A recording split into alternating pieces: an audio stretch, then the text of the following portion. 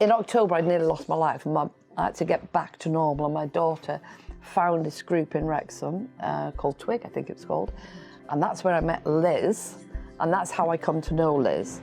So that's how I began art. When I met my husband, we found we were both interested in art and craft, so when he was in his 70s, we went to do a degree in art together, and we loved it. He was a wonderful artist, but then he got Alzheimer's, and I nursed him. And after he died, I only realised then how lonely people are, because I was very, very lonely.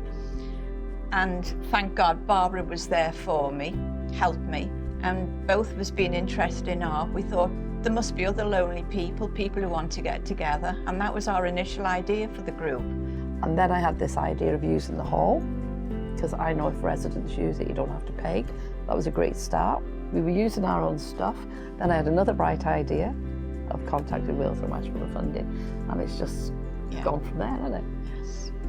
And it's benefited me immensely, and I'm hoping it's helping a lot of other people too.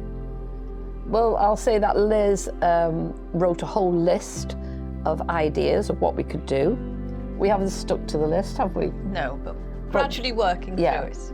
But I wanted them to have a little book to keep the work in. So the first thing we did was make our own book, and each time they do some watercolour or art, they can clip it into the book, and it'll be like a journey then to use.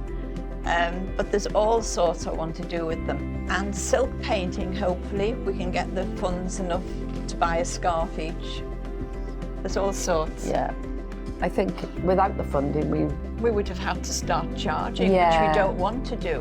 But to have that funding started us on, well, we started, but it was better to get that funding because it then opened up a bigger world for us. And you've got your mind focused on this art or craft and the class coming up, and it helps the week along. It's lovely. Yeah.